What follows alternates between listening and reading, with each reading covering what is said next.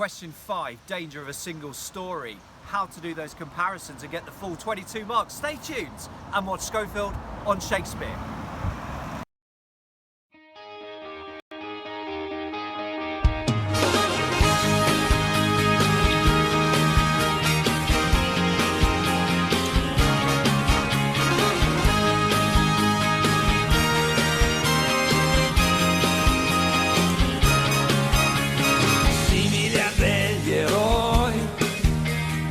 Abbiamo il cuore a strisce, portaci dove vuoi.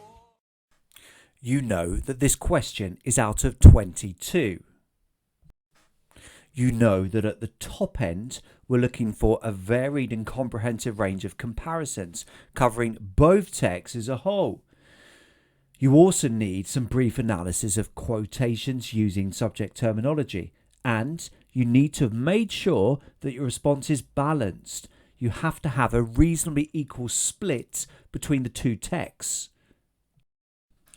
But as ever, there's more than one way to tackle this longer question. My current advice? Well, include an introduction in which you sum up the two texts in relation to the question and include an initial similarity or difference. Beyond the introduction, you should write 4 main paragraphs, with each paragraph starting with a comparative statement, such as both texts or a key difference between the texts is. And of course, you're using quotations consistently to back up your points with some brief analysis. Soften can help you work more quickly and reduce thinking time when it comes to comparisons. How does it work? Well, within individual main paragraphs, you would start by stating a similarity or a difference between the texts in one of the areas, so maybe the setting, the opinions, the feelings, etc. You would then go into more detail about this similarity or difference in relation to the first text. Use a carefully chosen quotation, which gives insight into this area and analyse briefly. This analysis should lead you to being even more specific and insightful about the area of soften. Remember, that's the setting, the opinions, the feelings, or the tone, or the experiences, or the narrative arc. Next comes the comparison. How is this similarity or difference presented differently? Don't just switch abruptly, but compare or contrast a detail and back this up with quotation and analysis. Having reference to quotation from both texts, what else is there to say about the area of soften, so the setting, the opinions, feelings, etc. within the text? Time now to show a more detailed understanding of the text as a whole. For instance, there are likely to be a series of different opinions and or feelings shown at different points within the text. Let's now go to the text and the actual question. I'm going to give you the opportunity to practice different stages of the process, and of course, I will give you my model response. So the question is, compare how the writers present their ideas and perspectives about the experiences described. Support your answers with detailed examples from both texts, including brief quotations. Have a read through the texts. They're about to appear on screen at 5-second intervals. You can also email me at schofieldonshakespeare@gmail.com if you would like a PDF version of this new paper.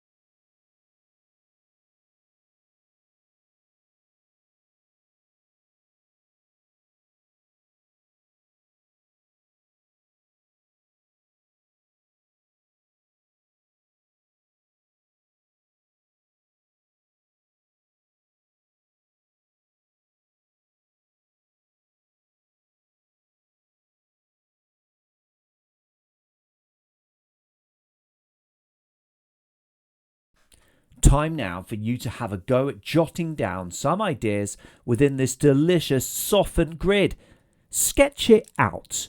No need to use quotations at this point, but what are the key ideas in relation to the two texts' setting, opinions, feelings, tone, experiences, and narrative arc? Press pause now to get cracking.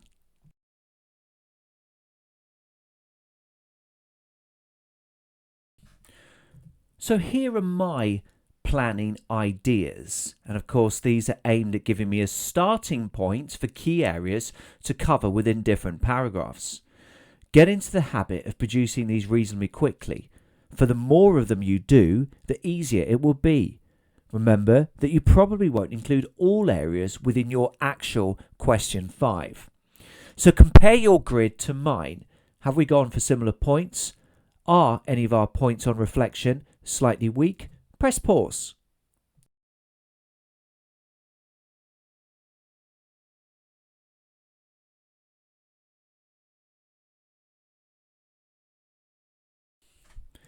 Here's the meat. Your turn to write a full question 5. Remember, topic sentences at the beginning of each main paragraph, which state a clear similarity or difference.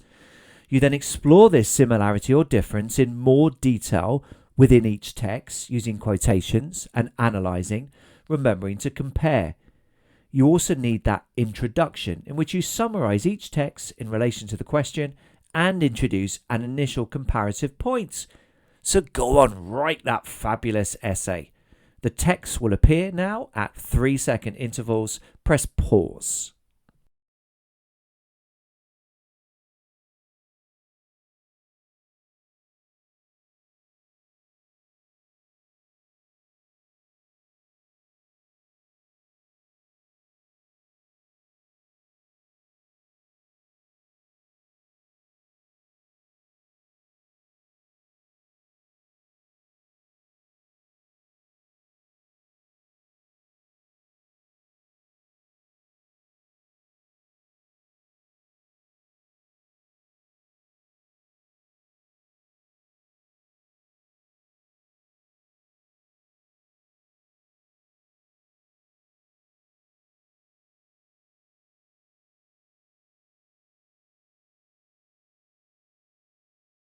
How did you get on? Time to compare your response with mine. Text 1 recounts the writer's unexpected experiences of racism while studying at university in Italy. Text 2 is a speech which explores the dangers of having uninformed, overly simplistic perspectives about different cultures and countries. Text 2 makes more explicit references to overtly racist attitudes, whereas Text 1 explores implicit racism through individuals relying on stereotypes. Both writers believe that it is important to challenge racism and prejudice. In The Danger of a Single Story, Adichie references the incongruity of her childhood in Nigeria, in which she read and wrote solely about white and blue-eyed characters who played in the snow.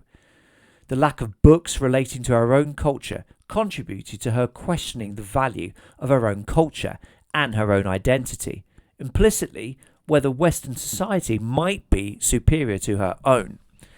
Within Racism Abroad, it is also implied that some Italians believe that their society and race is superior. Hence the confrontation on the beach in which the aggressor hurled the contents of his bottle predominantly on me and the other black female, but not the white women in the group. The verb hurl confirms the force of the man's aggression and by extension his anger. The writer notes that the beach was packed and yet not a single one had made a move to help. Clearly, she believes that individuals within society should support each other to call out racist attitudes. Thus, both writers are calling for a change in relation to attitudes towards people from different cultures. However, whereas Philip wants individuals to challenge racism when they come across it, Adichie is more focused on a longer-term view in which humans experience and converse with people from other cultures, resulting in more enlightened perspectives over time. For instance, she refers to a visit to the family of her servant, Fida.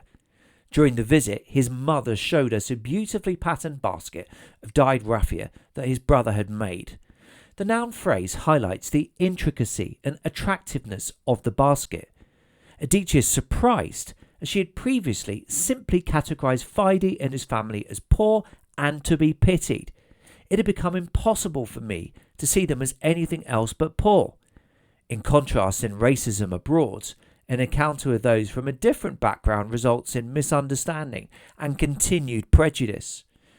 Philip refers to a middle-aged white woman who screams just at the sight of her, a black person. She was both frightened and disgusted that I had the nerve to speak to her. The adjectives confirm her ignorance and prejudice. For a key difference between the two texts is that the ignorant want to learn in text 2, but do not seem prepared to do so in text 1. Another difference between the texts is that text 2 is far more positive in tone in respect of race relations. Adichie writes, "Stories matter, many stories matter. Stories have been used to dispossess and to malign, but stories can also be used to empower and to humanise." The use of anaphora highlights the fact that literature, texts and conversations can be created which can potentially develop understanding and empathy. In contrast, the tone in text 1 is more pessimistic, with the writer wounded by her experiences of racism in Italy. She suggests that it has left a deep scar on my heart. The use of the metaphor implies that she feels significant figurative pain at the racism she encountered. It has left long-term permanent feelings of hurt, which is very different to the positivity implied through the concluding metaphor of text 2. Adichie ends by suggesting that humans, through education and through rejecting oversimplification, can regain a kind of paradise. This metaphor suggests that the world has the potential to be idyllic and perfect, with different races getting along harmoniously. In contrast, Philip makes brief reference to some of the racial tensions in her home country of America. Even the Dixie flag and all it represents doesn't get to me as much as the outright and physical disrespect she experienced in Italy. The implication is that she feels angry and upset about race-based discrimination in both countries, albeit with the experiences in Italy as being even more painful, presumably due to the fact that they were not anticipated. A further crucial difference between the texts relates to the narrative arc. In Adichie, the text shifts from some retrospectively negative experiences in childhood to a broader, more positive rallying cry for humans to develop their understandings of others. In Philip, the shift moves the other way, from initial optimism about travelling to depressed acceptance of prejudice. For instance, towards the end of text 2, Adichie refers to her experience in Mexico when she came across people going to work, rolling up tortillas, smoking, laughing. The pattern of present participles confirms that Mexicans, and by extension all people around the world, can have fulfilling, active, daily lives, irrespective of perceived problems with poverty or crime.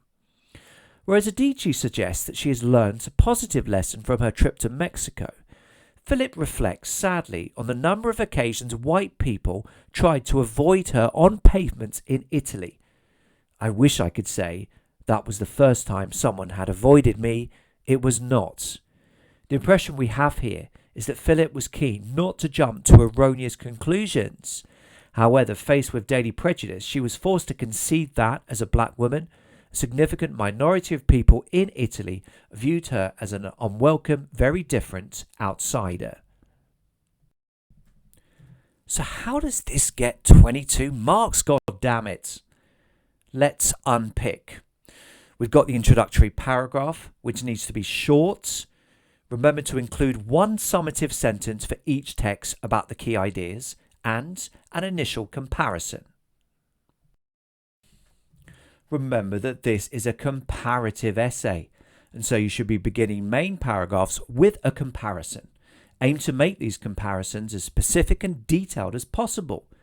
I do this mid-paragraph by switching from the fact that in text 2 Nigerian children only having access to Western books could result in them thinking that Western society is superior. 2. Italians in text 1 behaving racistly to black people and thus presumably thinking that they are superior to them. Remember, you must fully contextualize the points you make. So explain briefly what is happening in the text before going on to explore and compare the writer's ideas and perspectives. Obvious examples of this here are when I reference the writer visiting the family of her servant Fide for text 2, and for text 1 when I talk about a middle-aged white woman who screams at the sight of the black narrator. I haven't just plonked the quotations. Note that I use one component of soften within my topic sentence here when talking about tone. This is fine and it allows me to work more quickly. Remember to use subject terminology occasionally. This is important given the mark scheme, which asks you to analyse writers' ideas and perspectives, including how language and structure are used across the text. Note that this on screen is a longer paragraph in which I develop my initial point about difference in tone by comparing specifically the tone of the two respective endings. This paragraph therefore includes 4 quotations overall, with 2 from each. Once again here, I reference an aspect of soften within my initial sentence, this time narrative arc. And this is then fleshed out in detail within effectively 2 much longer topic sentences. I then follow the usual pattern of including a quotation from one text, analysing it in relation to the question, before comparing this to the other texts with quotation and analysis. This has been a Schofield on Shakespeare production, helping you nail the tricky Q5 in relation to the danger of a single story with a new text provided. Many thanks for watching.